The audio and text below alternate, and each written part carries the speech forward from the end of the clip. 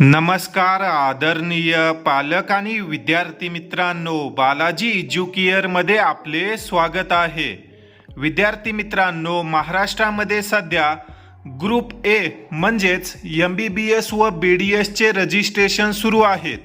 या ठिकाणी आपण ही नोटीस नंबर 3 पाहू शकतो.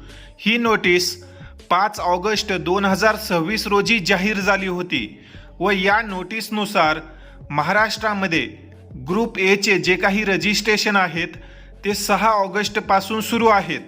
हे जे काही रजिस्ट्रेशन सुरू आहेत या संदर्भात अनेक विद्यार्थी व पालकांच्या मनामध्ये प्रश्न आहेत की ज्या विद्यार्थ्यांना BMS, BHMS व फिजिओथेरपी करायचं आहे अशा विद्यार्थ्यांनी हे रजिस्ट्रेशन करायचं असेल का नाही. तर विद्यार्थी मित्रांनो, महाराष्ट्र शासनाने या ठिकाणी तुम्ही पाहू शकता हे जे काही रजिस्ट्रेशन आहेत ते फक्त ग्रुप ए साठी सुरू केलेले आहेत. त्यामुळे ज्या विद्यार्थ्यांना BMS, BHMS किंवा फिजिओथेरपी करायचं आहे अशा विद्यार्थ्यांना या रजिस्ट्रेशनमध्ये भाग घेण्याची गरज नाही. अशा विद्यार्थ्यांचे वेळापत्रक काही दिवसानंतर जाहीर केलं जाईल. परंतु ज्या विद्यार्थ्यांना MBBS व BDS चे राऊंड देखील खेळायचे आहेत व BMS, BHMS आणि फिजिओथेरपी हे राऊंड देखील खेळायचे आहेत असे विद्यार्थी हे रजिस्ट्रेशन करू शकतात. जर तुम्हाला बाउंड्रीवर मार्क असतील, ऑप्शनमध्ये BDS ठेवायचा असेल तर अशा विद्यार्थ्यांनी हे रजिस्ट्रेशन करून घ्या. कारण आता जे काही तुम्ही रजिस्ट्रेशन करणार आहात त्याच रजिस्ट्रेशनवर पुढे तुम्हाला आयुष कोर्सेसचा व फिजिओथेरपीचा ऑप्शन मिळू शकतो. परंतु या नोटीसमध्ये त्यांनी सांगितल्यानुसार जर तुम्हाला फक्त MBBS आणि BDS या कोर्सेसमध्येच भाग घ्यायचा असेल तर तुम्ही हे रजिस्ट्रेशन करू शकता.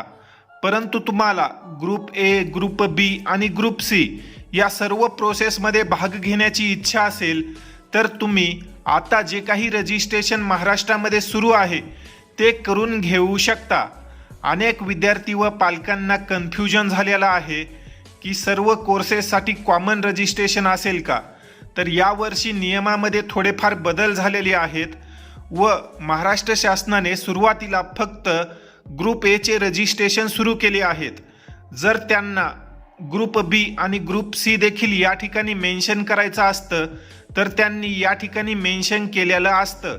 परंतु तशा प्रकारचं मेन्शन या ठिकाणी केलेलं नाही व फक्त ज्या विद्यार्थ्यांना MBBS आणि BDS ला भाग घ्यायचा आहे अशाच विद्यार्थ्यांसाठी हे रजिस्ट्रेशन आहे.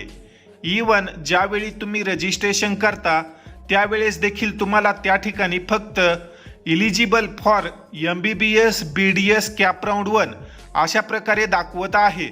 त्यामुळे ज्या विद्यार्थ्यांना BMS, BHMS किंवा फिजिओथेरपीला रजिस्ट्रेशनची इच्छा आहे अशा विद्यार्थ्यांनी वेट करा.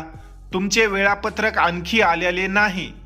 ज्या विद्यार्थ्यांना सर्व प्रोसेसमध्ये group A, group B, group C मध्ये भाग घ्यायचा आहे असे विद्यार्थी हे रजिस्ट्रेशन करू शकतात.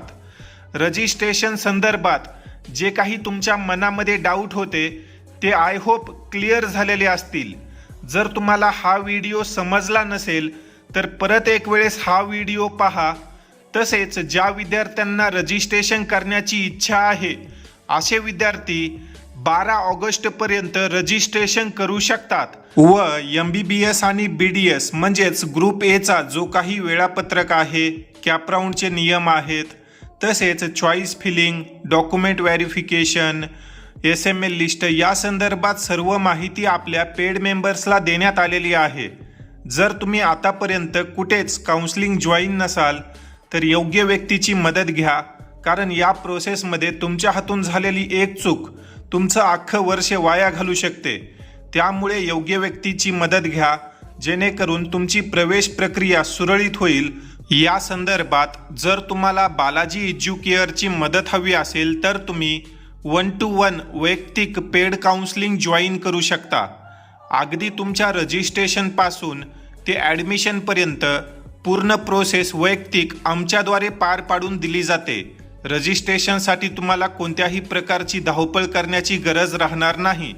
रजिस्ट्रेशन देखील तुमचे आम्हीच करून देणार आहोत व जी काही डॉक्युमेंट व्हेरिफिकेशनची स्टेप आहे, त्यानंतर जे काही तुमचे प्रत्येक राऊंडचे प्रेफरन्स फॉर्म आहेत तुमच्या रँकनुसार, ते देखील आम्ही तुम्हाला तयार करून देणार आहोत. त्यामुळे ज्या विद्यार्थ्यांना इच्छा असेल अशा विद्यार्थ्यांनी आत्ताच जॉईन करा. अनेक विद्यार्थी जे काही त्यांचं नुकसान आहे ते झाल्यानंतर आपल्याकडे येतात, परंतु त्यावेळी आपण काहीही करू शकत नाही. कारण तुम्ही आता निर्णय घेतला ते तुमच्या फायद्याचाच आहे, कारण आणखी राऊंडची प्रोसेस सुरू झाली नाही.